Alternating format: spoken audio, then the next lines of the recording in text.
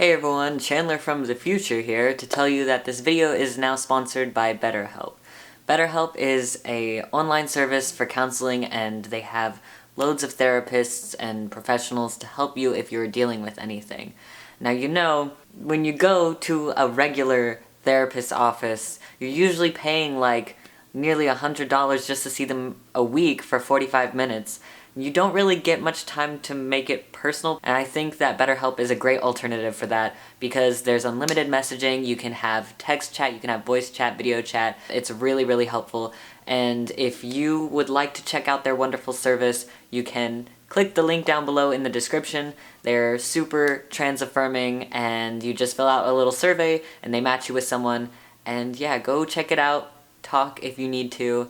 I just wanted to include this because this video, while it's not sad, does talk about struggles that asexual people face, and if you are struggling with anything, make sure that you reach out and get help. Okay, on to the video. Hello everyone, Chandler here, and today I'm joined by the wonderful, the amazing, the fantastic. Introduce yourselves. You can go first, and you can tell about yourself. Hi, I'm ASEXUALITY. I'm a trans man, and I use he/him pronouns. I am Echo Gillette. I mostly do art content on YouTube, and I use she/her pronouns. Word. Okay, so this is the third video we filmed, and we've made this joke every single time, so we're gonna do it again. What could we possibly all have in common? What could we have in common? We're all ace. We're all in the asexual spectrum. How about it? Tis facts. Truth. A lot of asexual people, we don't come out because we don't realize that sexual attraction is real. So I just want you to share some of your experiences, maybe like a funny story or just something that you think about when you think about the realization of, oh, sexual attraction is real. Well, it actually happened this week. I was in the elevator with a friend, and like someone walked onto the elevator, this guy walked on, and then walked off at the floor, and then a different floor. And my friend was like, ooh, and I was like, ha ha ha, lol, that's funny. And I was like, oh, were they attracted? Then he tried to like analyze like why were they like you know that like math meme? You like yes, break it down. Yeah, where it's like, oh, I love how for us we have to go into so much, we have to get into the zone where we like just you think. suddenly become really aware, and it's like, I need to reflect on this moment because I don't understand. I constantly, like, one of the biggest reminders for me that I'm asexual, and I feel like probably one of the most affirming things is the fact that, like, at all kinds of, like, smaller parties, eventually the conversation will derail into either porn or sex. Always. And when it hits that point, I'm like, oh yeah, I'm not like you. Cannot relate. Yeah. I'm just gonna sit here and take the jokes in, pretend they're not going over my head. As a outsider's perspective, looking into a society that is hypersexualized, are there ever times where, say for example, if you're watching TV, women are used to advertise food in a very like erotic way? Are there ever things? Sex sells. Yeah. Are there ever things that you observe and you're just like really surprised? Yeah. Did you ever see the Pepsi commercial? Oh gosh. You know the Pepsi commercial? Oh, this is an asexual moment for you right now, where you're realizing. Want to have sex with the food, or is the food supposed to turn them on? So no, the woman never eats the food.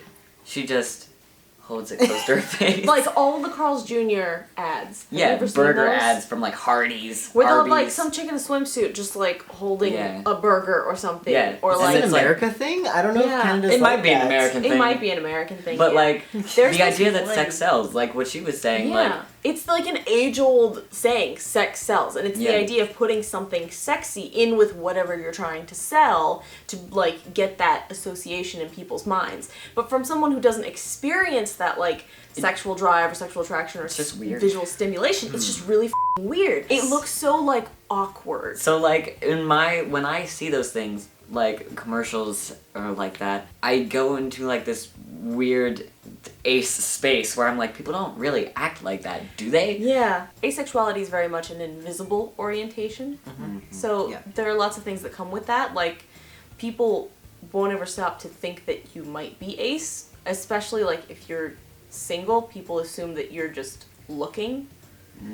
Or they'll assume that you're lying. There are a lot of people who are like, well, asexuality, okay, the same reason why a lot of people want to exclude ace people from LGBTQIA plus circles. Spaces, yeah. Because, like, well, they're still heterosexual even though they're ace. It's like, they're asexual. They literally just said they're asexual. They may be hetero-romantic, but they're still asexual. They're like, oh, well, that doesn't mean anything. It's like, no, you're assuming. They look at ace people and they're like, fake. Ace is just, you're just finding a label for something that doesn't exist. Yeah. Like, just because you don't experience it doesn't mean it doesn't exist, but I could see why people wouldn't come out because of that stigma. Yeah. Other reasons asexual people don't come out. So there's the idea of we don't come out because we don't even realize sexual attraction is a thing, and we just think that that's a joke, and someday someone's gonna go, ha, you've been punked, like, we were just kidding all along. Like, you just wait for it to kick in. Yeah.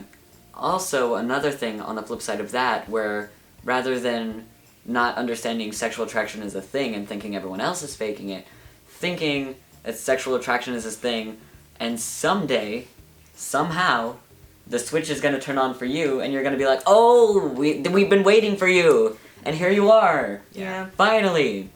And that's why a lot of asexual people, we tend to think that we're broken, is because all these other people around us are experiencing this thing, and we think that we're not there yet. And so we're wondering, why hasn't this happened to me? Why am I not experiencing this thing? A lot of asexual people don't come out because they think sexual attraction is a joke. And then a lot of people take it really personal and they don't come out because they think that they're broken. And then they're just this confusion of waiting of like, it's gonna happen, right? And I was talking to someone else about how before realizing that I was asexual, when I would get to a situation in which a sexual encounter, as we've discussed, society has this idea that sex is the ultimate declaration of your love in a relationship. When I was in this situation and this person that I was talking about who's also asexual, once we got to a point where we were about there, where it was about the time for the declaration of love and having sex, we freak out. I mean, I would go into a panic attack at the idea of, oh my god, I'm going to have sex someday, or oh my gosh, this is going to happen, and I feel like I don't have a choice whether or not this happens, like it has to happen, otherwise this person is not going to know if I love them or not. And then getting to this point, and then another thing that we felt is once we got there and we were like not into it, wondering, did I ever really like this person at all? Because we didn't realize that barrier wasn't, oh, you don't actually like this person. The barrier is, oh, you're asexual. Sexual attraction isn't there. It's not that I never romantically had feelings for you. It was the barrier with not having sexual attraction, and not being able to surpass that barrier. I felt, oh, well, since I can't do that, that means I never liked this person to begin with. Yeah. And these cultural norms are so ingrained in society that it's like, this is how you do the thing. And when you deviate from that, it makes you feel like you're doing it wrong, but you're just doing it your own way. I ended up really confused as a teenager. In my teenage mind, where sex was really binary and like what is trans, it was just like men and women, right? Just to oversimplify the way that my brain was thinking about it, and I was like, well, sex with men seems like a chore, and then I'm with a woman and it still feels like a chore, and then I'm like, sex is boring. Sex is a lot of it's a chore. But like meanwhile, I'm like, it made me question my sexuality, but I didn't know there was another option. It's not just like gay or straight. And again, I really oversimplified like gender and bodies there, just because like that's what my brain was going through at the time. Yeah, I didn't realize that was an option. So you just sort of wonder like, well, who am I into? And it's like, oh, nobody. And that's okay. Which is the most liberating thing to finally realize, but getting there can be kind of painful. Yeah. Like, it can be really freaking painful to realize, like, oh, I'm just nothing like the majority of society. And it's kind of sucks, but also realizing, like, okay, this is my truth.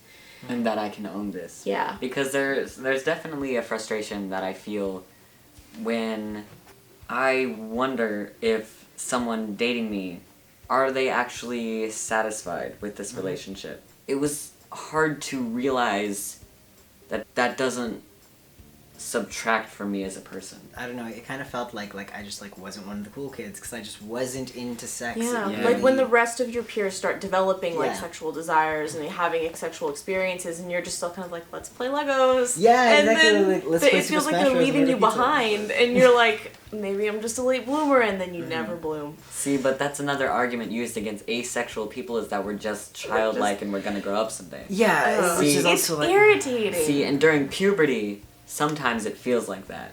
Like Exactly. you're waiting for the Yeah. moment to blossom. But then something I emphasize is I am an adult.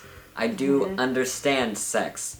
I am of the same level of sexual intelligence as a non-asexual person. Yeah. and like we could still appreciate sex in other ways, which is what we were Yeah. saying in my video. We were saying that, like, let's say as a trans person, sex could be pleasurable for me in the sense that it could be like a gender affirming experience, or it could just be like, you know, like you mentioned, we have nerve endings, so they're still there. Like It's we like can you still can still feel physically pleasure. stimulate yourself. Yeah, it's just not really like it's really that lack of like I don't look at someone and feel sexual attraction, Yeah. and like, you know, my sexual desire is kind Like of I'm probably not going to initiate it in my relationships because Yeah. I don't think about it. It's And- just it doesn't just pop up in my brain.